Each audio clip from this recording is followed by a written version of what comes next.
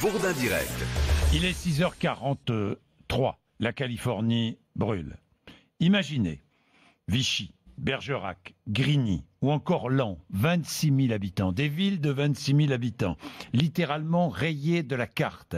C'est ce qui est arrivé à la ville de Paradise.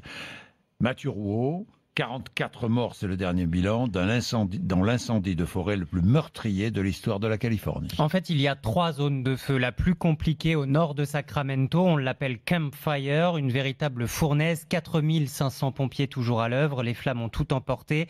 On le disait, la ville de Paradise, l'équivalent de Vichy, de Bergerac, entièrement brûlée, rayée de la carte. Tout n'est plus que ruines et cendres, les corps calcinés. Certains ne sont plus que des fragments d'os. Deuxième feu près de Malibu. Déjà 37 000 hectares détruits. C'est celui-là qu'a dû affronter Rebecca, l'une des dernières à avoir quitté la zone en voiture hier. Elle a filmé sa route depuis le tableau de bord. C'est incroyable. Les étincelles ruissellent sur son pare-brise. Elle est entourée de flammes, de brasiers. Elle sortira indemne. Le troisième feu, mieux maîtrisé, celui-là se trouve au nord-ouest de Los Angeles.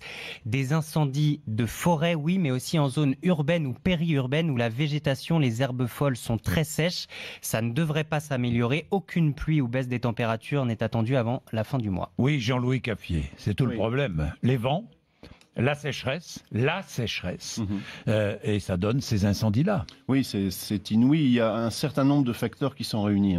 La sécheresse, en fait, elle dure depuis plusieurs années en Californie. Oui. Donc le risque, il était connu des autorités. Des mesures de prévention n'ont certainement pas été suffisamment prises. Quelles mesures de prévention? L'évacuation des personnes. Il y a eu beaucoup de panique dans les opérations d'évacuation parce que les personnes ont été prévenues trop tard, avec parfois le feu qui prenait dans le jardin. On demandait aux personnes d'évacuer. C'est pas la seule raison, bien évidemment, mais il y a aussi le relief. On a vu sur les images, c'est particulièrement accidenté, particulièrement difficile d'accès. Le relief, il est là. Oui, bien sûr. La sécheresse, on la connaît, on sait d'où elle vient, cette sécheresse. Tout à fait. Les changements climatiques sont tels aujourd'hui que les sécheresses menacent. Oui, absolument.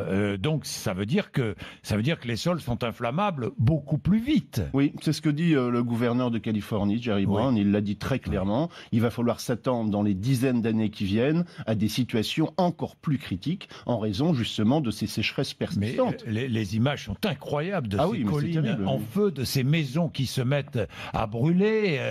Je crois que c'est Malibu, là. On est à Malibu sur les images. Mais c'est absolument hallucinant. Regardez la vitesse avec laquelle le feu se propage. C'est fou. Sur d'énormes surfaces. Et de l'eau. Il n'y a pas d'eau ?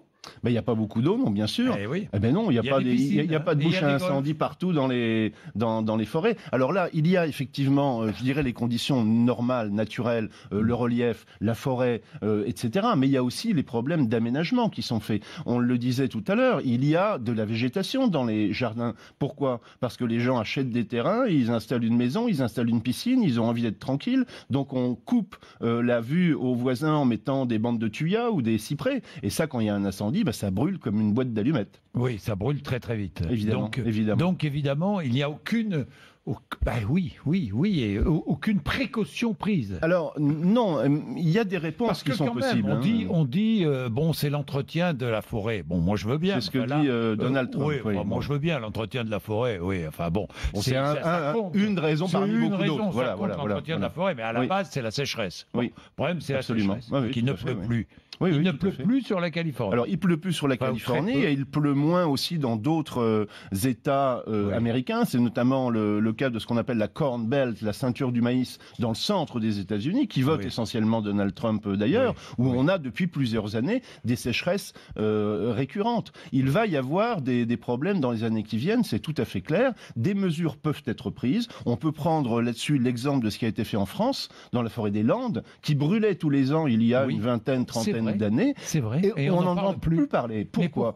Parce que des mesures ont été prises. On a fait des zones tampons. Si vous voulez, la forêt a été quadrillée par des bandes de plusieurs dizaines de mètres de large qui empêchent le feu de se développer quand l'incendie prend. Il y a aussi les mesures de surveillance qui sont très importantes. Des miradors ont été installés un petit peu partout avec des visions très lointaines. Dès qu'il y a une fumée quelque part, on peut envoyer un hélicoptère bombardier d'eau, par exemple. Alors c'est possible sur des surfaces, je veux dire, acceptables. Sur des surfaces aussi étendues que la Californie, c'est compliqué. Mais enfin, il faut quand même commencer à réfléchir à des mesures de prévention parce que les dégâts vont être considérables. Hein. Ça va se chiffrer en milliards de dollars. Hein. Je dis bien milliards de dollars. Milliards de dollars. Ah oui, oui, absolument. Merci Jean-Louis Caffier d'être venu nous voir. 6h48, vous connaissez bien la Californie, vous voulez témoigner, 3216 rmc.fr.